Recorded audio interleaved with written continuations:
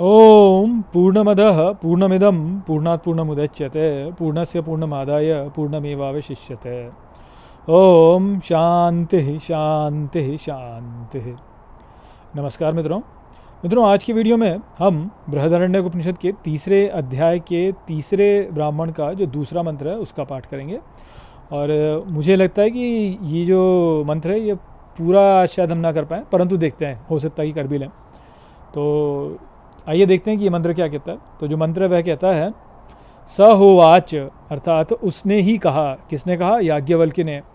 उवाच वै सह, अर्थात कहा उसने ही, अर्थात किसने कहा? गंधर्व ने कहा। तो यहाँ पे याज्ञवल्क्य कह रहे हैं कि गंधर्व ने ये कहा होगा तुमसे। अगच्छन् वै ते तद्यत्र अश्वमेध्य याजिनो गच्छन्ति, अर्थात कि वे वहाँ ही गए जहाँ अश्वमेध यज्ञ करने वाले जाते हैं। इति, अर्थात भुज्यु लाह्यायनी ने कहा क्व नु अश्वमेध याजिनो गच्छन्ति, अर्थात कहाँ जाते हैं अश्वमेध यज्ञ करने वाले। इति, अर्थात याज्ञवल्क्य ने कहा द्वात्रिंशतं वै देवरथ अहन्य अन्य यम लोकः, अर्थात 32 गुना जो देवरथ दिन में जाता है वह वो अन्य लोक है। तम समंतम पृथ्वी द्विस्तावत पर्येति, अर्थात उसके दोनों अंतों को समान रूप से पृथ्वी घेरती है। ताम समंतम पृथ्वी द्विसतावत समुद्र पर्येति, अर्थात उस पृथ्वी के दोनों अंतों को समान रूप से समुद्र घेरता है। तद यावती क्षुरस्य धारा, अर्थात वह छुरी की धारा जैसा है। यावद्वा मक्षिकायाः पत्रम, अर्थात या जैसे मक्खी के पर होते हैं। तावान अंतरेण आकाशः, अर्थात उसके भीतर के आकाश द्वारा। तान इंद्रः सुपर्णो भूत्वा वायवे प्रायच्छत, अर्थात उन्हें इंद्र गरुड़ होकर के वायु के लिए प्रदान करता है। तान वायुर आत्मनि धित्वा तत्र अगम यत् तत्र यत् यत्र अश्वमेध्य याजिनो अभवन इति, अर्थात उन्हें वायु स्वयं धारण करके वहाँ ले गया जहाँ अश्वमेध यज्ञ करने वाले थे। तो अभी मुझे लगता है कि इतने का ही हम पाठ करते हैं। इतने में जो बोला गया उसको ही समझना जो है वह हमारे लिए थोड़ा सा जटिल है, तो पहले इतने को ही समझने का प्रयास करते हैं। तो यहाँ पर जो है हमें बताया जा रहा है कि तब याज्ञवल्क्य जो है उन्होंने भुज्यु लाह्यायनी से बोला कि तुमको जो है उस गंधर्व ने यह ही कहा होगा कि जो वो पारीक्षिता थी, पारीक्षिता अर्थ जो पार देखने वाले जो हैं वह वहाँ गए होंगे जहाँ अश्वमेध यज्ञ करने वाले जाते हैं। तब भुज्यु लाह्यायनी ने पूछा कि भाई आप ये बताओ कि वो अश्वमेध यज्ञ करने वाले जाते कहाँ हैं। तो तब उन्होंने बोला कि 32 गुना जो देवरथ दिन में जाता है, देवों का जो रथ है वह 32 गुना जितना वो दिन में जाता है उसकी 32 गुना जो है वह एक अन्य लोक है। और उसके दोनों अंतों को समान रूप से पृथ्वी घेरती है, और फिर उसके दोनों अंतों को, पृथ्वी के दोनों अंतों को जो है समान रूप से समुद्र घेरता है। और वह जो लोक है वह छुरी की धारा जैसा एकदम छोटा सा है, और उसके भीतर के आकाश द्वारा जो है गरुड़ जो है वो उसको, इंद्र जो है वो गरुड़ होकर के उसको वायु के लिए प्रदान करता है, और फिर वायु उन्हें धारण करके वहाँ ले जाता है जहाँ अश्वमेध यज्ञ करने वाले जाते हैं। तो अब यहाँ पे जो है बहुत सारी बातें हैं समझने को। तो देखिए, सबसे पहले तो हमको यहाँ पर जो है ये समझना है कि बातों को कैसे घुमा करके जो है यहाँ पे बताया जाता है, बातों को कैसे घुमा करके बताया जाता है। तो जैसे देखिए यहाँ पे क्या बोला कि देवरथ जो दिन में जाता है 32 गुना उसका जो है वह लोक है। अब यहाँ पे जब लोग जो है इसके बारे में सोचते हैं तो देखिए कुछ आइडिया समझ में आता नहीं कौन सा लोक है, देवरथ क्या है। तो यहाँ पे देवरथ को लोग बोलते हैं कि सूर्य का रथ। अब वो 32 गुना जाता है, तो 32 गुना जाता है तो 32 गुना जाता है तो कहाँ जाता है वास्तव में। आज के समय तो हम जानते हैं कि भाई सूरज तो कहीं जाता ही नहीं, पृथ्वी जो है उसके चक्कर लगाती है वास्तव में, तो सूरज तो वहीं का वहीं रहता है। तो 32 गुना देवरथ जाता है, उतना कौन सा लोक कौन सा लोक वो। और फिर बोला कि उसको चारों ओर से पृथ्वी घेरती है। तब पृथ्वी, हम तो जानते हैं कि भाई सूर्य वहाँ है, सूर्य और पृथ्वी घेरती कहाँ है? कुछ भी नहीं घेरती। तो सूर्य अलग है, पृथ्वी अलग है। पृथ्वी जो है सूरज के चारों ओर घूम रही है, पृथ्वी चारों ओर घूम रही है। और पृथ्वी को जो है जल घेरता है, समुद्र घेरता है। तब समुद्र कौन सा कहाँ घेरता है? पृथ्वी को समुद्र कहाँ घेरता है? तो ऐसे देखोगे तो कुछ बात समझ में आती नहीं है यहाँ पे कि क्या हो रहा है, कुछ भी समझ में नहीं आता। तो इसको समझने के लिए थोड़ा सा जो है लैंग्वेज को में थोड़ा सा घुसना पड़ेगा, क्योंकि देखिए क्या होता है, ये सारी हैं श्रुतियाँ, और श्रुतियों जो होती हैं वो बहुत घूम फिर के आती हैं वास्तव में। उसमें जो है शब्दों को जो है कई बार ऐसे पहेलियों के रूप में घुसाया जाता है कि जो है चक्र में फंस जाता है व्यक्ति कि क्या बोले। तो यहाँ पे बोला 32 गुना जो देवरथ जाता है, तो 32 गुना के लिए यहाँ पे जो शब्द यूज़ किया गया है, जो शब्द इसका उपयोग किया गया है वो क्या है, द्वात्रिंशत, द्वात्रिंशतम। अब ये द्वात्रिंशत यदि आप देखें तो हाँ, इसका यदि आप देखें तो हाँ, ये इसका अर्थ 32 ही होता है, परंतु यहाँ पे क्या है, द्वा है पहले, फिर त्रिंश है और फिर अत है, द्वात्रिंशतम, तो द्वात्रिंश अत। अब ये श्रुति है, तो जिसने सुना है पता नहीं उसने किस प्रकार से सुना है, और कई बार जो है परोक्ष होता है, श्रुतियों में कई बार परोक्ष रूप से बताया जाता है। तो अब इसमें द्वात्रिंशतम का एक तो 32 अर्थ तो हो गया, वो तो ठीक है, परंतु इसका एक अर्थ क्या हो सकता है, द्वात्रिंश अर्थात 2 3 ये, 2 3 ये, द्वा 2 त्रिंश 3, 2 3 ये। तब ये 2 3 ये जो है ये क्या है, और फिर बोला कि देवरथ जाता है वह अन्य लोक है, तो 2 3 से आगे 2 2 3 और फिर ये, तो 2 3 के बाद में क्या आएगा, तो 4 आएगा, 2 3 के बाद में 4 आएगा। अब जो 4 है, ये 4 जो है क्या है वास्तव में, तो 4 जो है वास्तव में हृदय है, हमारा जो हृदय है वह 4 है। कैसे, आप देखिए हमारे ऊपर से यदि आप देखें तो 1 2 3 और फिर 4, तो ये 4 चक्र जैसे देखेंगे तो चक्रों में चौथा चक्र जो है, ऊपर से चौथा चक्र कौन सा है, हृदय। नीचे से देखेंगे तो नीचे से भी चौथा चक्र कौन सा है, हृदय। तो हृदय चक्र है वास्तव में, तो वो जो लोक है वास्तव में वह हृदय है। तो देवरथ जहाँ जाता है वास्तव में, देवरथ जाता है बोला है, देवरथ, तो देवरथ जो जाता है वो क्या है, तो देखिए जो वेदों में जैसे बताया गया है, क्या बताया गया है कि जो बछड़ा है, यानी जो एक बछड़ा होता है, माँ गाय जो है, गाय को बोला गया है धरती, और वृषभ को बोला गया है, तो गाय जो है वह है मूलाधार, और ऋषभ जो है वह है सहस्रार, और जो बछड़ा होता है वो गाय से ऊपर उठता है, तो गाय से ऊपर उठता है, ऊपर उठना है तो वो मूलाधार से ऊपर उठता है। तो 2 3 4 से जो चौथा है वो हृदय है। देवरथ जो है वो वही है जो उठता है ऊपर, क्योंकि क्या बोला था, अब पिछले मंत्र में हमने समझा था ना कि गंधर्व ग्रहित है वो, गंधर्व ग्रहीता है वो, गंधर्व ग्रहीता अर्थात गम जो है उसके द्वारा ग्रहित है, गम से ग्रहित है, अर्थात गंधर्व जो है वो कौन है, गणेश जी हमने समझा था। गणेश जी जो है वो गंधर्व, यहाँ पे गंधर्व से जो अर्थ है वो गणेश जी का, जो नायक हैं, जो ले जाते हैं, मूलाधार में बैठे हैं, मूलाधार से द्वात्रिंशत, द्वात्रिंशत अर्थात दूसरा तीसरा चौथा हृदय पे लिया है, तो हृदय चक्र में लाता है।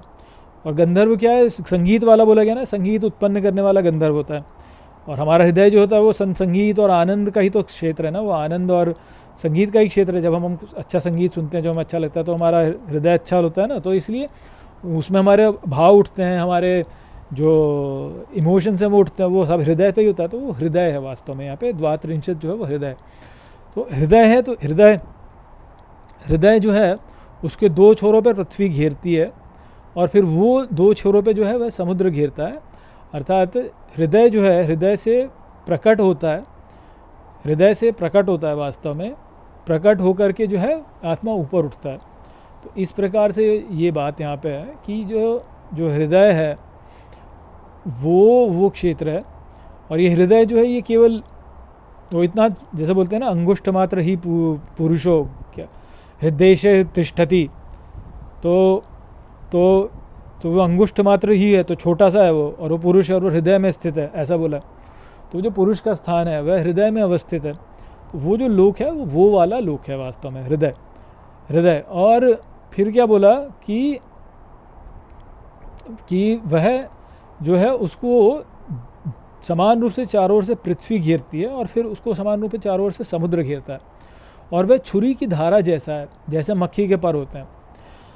तो ये जो बातें हैं ये थोड़ी सी एब्स्ट्रैक्ट हो जाती हैं, और इसको समझाने के लिए मैं कैसे बताऊं, तो देखिए जैसे स्ट्रिंग थ्योरी है ना, स्ट्रिंग थ्योरी क्या कहती है कि ये जो संपूर्ण ब्रह्मांड है, इसकी जो भी पदार्थ हैं, ये पदार्थ को यदि हमें बताना है कि ये पदार्थ कैसे उत्पन्न हुआ है, तो हम उसके वाइब्रेशन से बताते हैं वो किस प्रकार से कंपन कर रहा है। परंतु अलग अलग प्रकार के पदार्थ हैं, और अलग अलग प्रकार के पदार्थ जो हैं वो अलग अलग वाइब्रेशंस पे जाते हैं, तब वो प्रकट होते हैं। तो स्ट्रिंग थ्योरी ये कहती है कि ये जो पदार्थ है ना, ये केवल तीन आयामों में यदि वाइब्रेट कर रहे होते हैं तो हम उसको एक्सप्लेन नहीं कर सकते कि ये कैसे हैं। इनको 11 आयामों में वाइब्रेट करना होगा, तब जाके कहीं हम समझ सकते हैं कि ये कैसे वाइब्रेट कर रहे हैं और इनमें क्या भेद है। तो इससे हमें ये पता चलता है कि आयाम जो हमें दिखते हैं वो तो केवल 3 है, परंतु वास्तव में आयाम कितने हैं? 11। और ये जो 11 आयाम हैं, इनमें से जो बाकी आयाम हैं वो कैसे हैं? तो ये 3 आयाम तो विस्तार में अनंत तक हैं, परंतु जो बाकी आयाम है ना वह बहुत ही सूक्ष्म है, बहुत ही छोटे हैं, और वो ऐसे हैं कि वो घूम जाते हैं, वो घूम जाते हैं अपने आप में ही। तो वो प्लांक लेंथ करके एक डिस्टेंस आता है जो कि 10⁻³ मीटर्स है आई थिंक। तो वो जो प्लांक लेंथ में ही जो है वो पूरा घूम जाता है, अर्थात वो जो आयाम है वो आयाम प्लांक लेंथ में ही जो है पूरा हो जाता है। प्लांक लेंथ, और क्योंकि वो प्लांक लेंथ में ही पूरा हो जाता है, इतनी छोटे से आयाम में ही पूरा हो जाता है, इस कारण से हमको दिखता ही नहीं है वो आयाम। वो आप ऐसे समझिए जैसे पेपर है, तो पेपर में आप देखते हैं कि 2 आयाम है उसमें, परंतु उसमें एक तीसरा आयाम भी होता है, पर वो इतना पतला होता है, इतना पतला होता है कि वो कोई व्यक्ति यदि उस पेपर में होगा तो उसको दिखेगा नहीं तीसरा आयाम, है ना। जैसे ये है, ये मेरा हाथ है, तो ये हाथ जो है इसमें 1 और 2 ये डायमेंशन है, राइट। तीसरा डायमेंशन भी है, परंतु तीसरा डायमेंशन जो है ये इतना पतला है कि दिखता नहीं है। तो ठीक इसी प्रकार से ये जो संपूर्ण ब्रह्मांड है ये 11 डायमेंशंस में है। इसमें 3 डायमेंशंस तो हमको दिखते हैं ये स्पेस के, और टाइम भी है जो कि हम अनुभव करते हैं, परंतु दूसरे आयाम में जो कि इतने पतले हैं कि हम उनको देख नहीं सकते क्योंकि वो इतने पतले हैं कि कहीं दिखते ही नहीं। आप ऐसा सोचिए कि जैसे 3 डायमेंशन है, कोई एक चौथा डायमेंशन भी होता है जो कि इतना पतला है कि पता ही चल रहा है। जैसे स्क्रीन में मैं आपको भी 2 डायमेंशन में दिख रहा हूँ, पर तीसरा डायमेंशन भी तो है ना, पर वो दिख ही नहीं रहा क्योंकि वो पूरा कंप्रेस हो चुका है। मेरे पीछे जो पेड़ है वो भी इसी डायमेंशन में, मैं भी इसी डायमेंशन में, मेरी नाक और मेरे कान भी इसी डायमेंशन, आपके स्क्रीन पे ही दिख रहे हैं ना। तो इतना पतला हो गया है कि वो दिख ही नहीं रहा है। तो ठीक इसी प्रकार से जो 11 डायमेंशन जो दूसरे डायमेंशन है वो इतने पतले हैं कि वो उसी में कंप्रेस्ड हैं, 3 डायमेंशन में ही कंप्रेस्ड है वो, तो दिखते नहीं है वास्तव में। तो जो हृदय वाला क्षेत्र है वो वहाँ पर अवस्थित है, ठीक है। आशा करता हूँ कि आपके बात समझ में आई होगी। तो वो जो है उस क्षेत्र में यदि देखा जाए तो उस हृदय वाले क्षेत्र में जो है पृथ्वी उसको चारों ओर से घेरती है, अर्थात जो प्रकटीकरण है पहला, पृथ्वी से मैंने आपको पहले बताया पृथ्वी क्या है? प्रकटीकरण, स्थूलीकरण, किसी भी चीज़ का स्थूलीकरण होना अर्थात पृथ्वी। तो स्थूलीकरण होना और समुद्र, तो हृदय है, स्थूलीकरण है और फिर समुद्र है। समुद्र से यहाँ पे ओशन मत समझिए, समुद्र अर्थात समता में से ऊपर उठने वाला, जो समता में से ऊपर उठा है। तो वेरिएशन जो है हमको इस स्पेस में दिखाई देता है, परंतु ये जो वेरिएशन है ये उसमें से आया है, ठीक है। अब यहाँ पे क्या बोला है? यहाँ पे बोला है कि वो जो छोटा सा क्षेत्र है, उस छोटे से क्षेत्र में वो प्लेट जो इतना फाइन जो है, उसमें से जो है इंद्र जो है वह सुपर्ण बन के, अर्थात वह गरुड़ बन के जो है वायु को उनको देता है, और फिर वायु उनको कैरी करके ले जाता है। कहाँ ले जाता है? जहाँ पे कि जो अश्वमेध यज्ञ हो रहा है वहाँ ले जाता है उनको। तो यहाँ पे जो बात है समझने की वो यही है कि वो जो डायमेंशंस हैं जो कि इतने फाइन हैं, जो भी कुछ प्रकट हो रहा है वो वहीं से प्रकट हो रहा है वास्तव में। जितना भी सॉलिड मैटर है, जो भी कुछ ये जो स्थूल है, ये स्थूल जो है वो उस सूक्ष्म में से ही प्रकट हो रहा है, प्रकट हो जाता है, पर हमको दिखता नहीं हो। और वे वैज्ञानिक भी इसको नहीं समझ पाए और अब तक, और क्यों समझ सकना कितना कठिन है ना, वो इतना पतला है, उस डायमेंशन की हमें एक्सेस ही नहीं है। 10⁻³ मीटर्स, कितना सूक्ष्म होगा वो। हमारा बाल जो होता है वो 10⁻6 से भी बड़ा होता है वास्तव में। अब सोचिए उससे भी इतना छोटा, तो इतने छोटे क्षेत्र में से सारी चीज़ें प्रकट हो रही हैं वास्तव में बाहर, और उसी में वापस समाहित हो जाती हैं। तो ये बात जहाँ पे बताई जा रही है। तो अब ये अश्वमेध वाला जो स्थान है वो कौन सा स्थान है? अश्वमेध वाला स्थान, तो संपूर्ण जो अस्तित्व है वास्तव में अश्वमेध ही है। अश्वमेध अर्थात जो प्राण का प्रकटीकरण है। अश्वमेध जो है क्या है? प्राण का प्रकटीकरण ही है ना, प्राण का प्रकटीकरण ही अश्वमेध है वास्तव में, क्योंकि प्राण जो है वह ही सब कुछ को चला रहा है वास्तव में। तो प्राण सब कुछ चला रहा है, तो वो जो प्राण इस संसार में फूंका जाता है वो वहाँ से फूंका जाता है। अब ये कैसे होता है? अब देखिए, आप जब सोते हैं तो आप सो करके आपके प्राण जो होते हैं वो आपके हृदय में ही वापस चले जाते हैं। ये हमने पहले ही समझा था। ये हमने जो है जब बाला की गार्ग्य और अजातशत्रु के बीच में बात चल रही थी तब हमने देखा था कि जब सो जाते हैं तो वो जो है अपने हाथ पे ऐसे लेकर के सोते हैं ना, ऐसे करके सो जाते हैं हम, ऐसे करके। तो ये हृदय जो होता है इसी में जो हमारे प्राण जो होते हैं वह सोख लिए जाते हैं, और फिर वापस जब निकलते हैं तो हृदय में से ही बाहर वापस निकलते हैं जब प्राण वापस आते हैं। तो ये जो प्राण है ये इसी प्रकार से हृदय में आता है, इसी प्रकार से हृदय से बाहर जाता है, हृदय में आता है, हृदय में जाता है, और फिर ही बाहर प्रकट हो रहा है। जो भी कुछ प्रकट हो रहा है बाहर ही प्रकट हो रहा है। और तो बस वही है। अब देखिए हम जब सांस लेते हैं तो सांस भी हमारी फेफड़ों में ही आती है, वहीं जाती है, यहीं आती है, यहीं जाती है। और हृदय यदि बंद हो जाए, चलना बंद हो जाए, तो कहीं प्राण नहीं रहेंगे, कुछ भी नहीं रहेंगे। तो वो पूरे शरीर में जो खून का प्रवाह हो रहा है वो किससे हो रहा है? तो वो हमारे हार्ट से ही तो हो रहा है। तो ये जो क्षेत्र है, ये जो क्षेत्र है, इसी में से वास्तव में प्राण जो है वो इसी में से प्रकट होते हैं। तो इंद्र जो है वो सुपर्ण बन करके वायु के द्वारा जो है उनको भेजता है।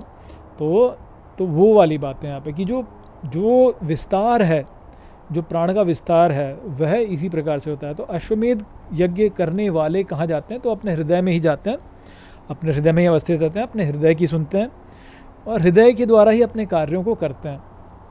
और फिर उस हृदय के कार्यों के द्वारा जैसा उनका हृदय के हिसाब से चलता है, वैसे ही जो है आगे जगत भी है उसी प्रकार से चलता चला जाता है। तो हम दिन में कार्य करते हैं, थक जाते हैं और फिर सो जाते हैं, तो हमारे प्राण सोख ले जाते हैं अंदर और फिर स्फूर्ति से फिर पुनः प्रकट होते हैं अगले दिन सुबह। अगले दिन सुबह हमारे प्राण बाहर आ जाते हैं।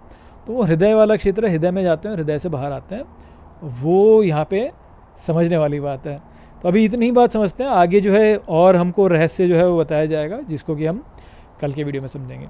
चलिए इसी के साथ इस वीडियो को हम यहीं पे समाप्त करते हैं। नमस्ते।